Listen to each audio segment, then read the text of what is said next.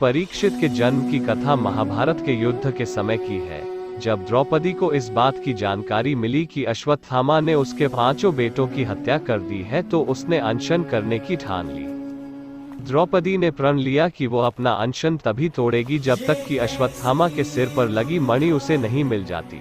जब अर्जुन को इसकी जानकारी मिली तो वे अश्वत्थामा से युद्ध करने निकल गए। दोनों के बीच भयंकर युद्ध शुरू हो गया।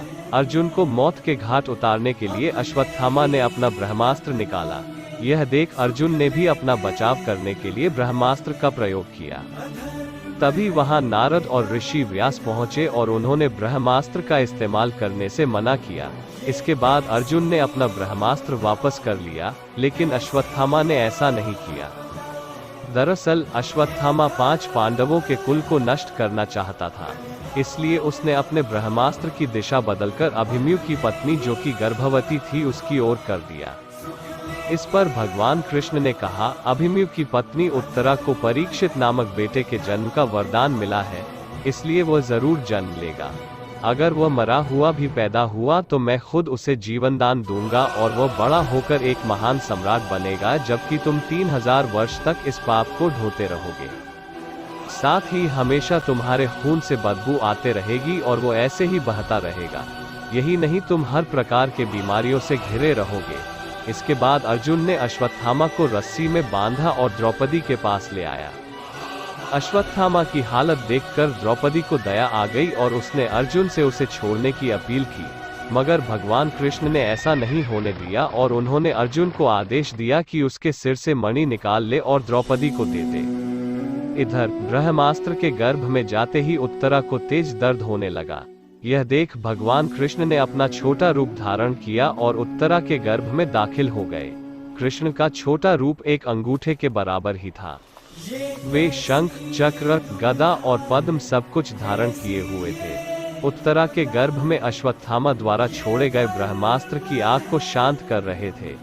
वहीं गर्भ में पल रहा बालक उन्हें देखकर हैरान था कि मेरी माँ के गर्भ में यह कौन घुस गया है। कुछ समय बाद उत्तरा ने अपने बच्चे को जन्म दिया, लेकिन वो मृत पैदा हुआ। यह देख वह रोने लगी।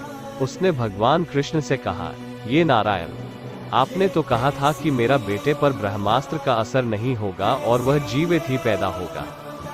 वह सालों तक अमर होकर राज करेगा, लेकिन यह तो मरा पड़ा है।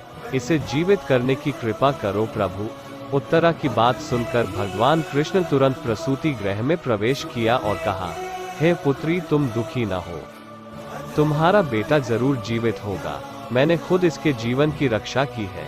इसके बाद कृष्ण भगवान ने मृत बालक पर अमृतमयी नजरें डाली और कहा, अगर मैंने जीवन में कभी झूठ का साथ नहीं दिया है और हमेशा ब्रह्मचर्य के नियमों का पालन किया है, कभी किसी लड़ाई में अपनी पीठ नहीं दिखाई है, न ही कभी अधर्म का साथ दिया है, को अभी इसी समय अभिमन्यु का यह पुत्र जो मरा पड़ा है वह जीवित हो जाए।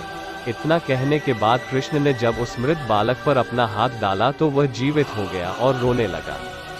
इसके बाद भगवान कृष्ण ने ब्रह्मास्त्र को वापस ब्रह्मलोक भेज दिया। यह चमत्कार देख सभी स्त्रियां आश्चर्यचकित हो गई। इसके बाद भगवान कृष्ण ने अभिमन्यु के पुत्र का नाम परीक्षित रखा। इसके पीछे का कारण था कि वो बालक कुरुकुल के नाश होने पर जन्मा था।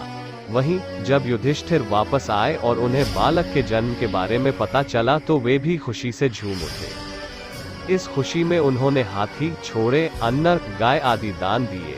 इसके बाद उन्होंने ज्योतिष को बुलाया और बच्चे के भविष्य की जानकारी ली।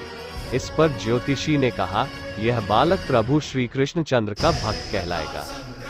यह एक धर्मी, यशस्वी, पराक्रमी व दानी होगा। ज्योतिष ने आगे बताया कि जीवन में एक ऋषि का शाप पाकर गंगा के तट पर यह श्री शुकदेव से आत्मज्ञान की प्राप्ति करेगा। ज्योतिष की बात सुनकर युधिष्ठिर खुश हुए और उन्हें दक्षिणा देकर वहां से विदा कर दिया। कहानी से सीख, इस कहानी से हमें यह सीख मिलती है कि कभी भी किसी कार्य को छल कपट के साथ नहीं करना चाहिए। इससे हमारा बुरा ही होता है।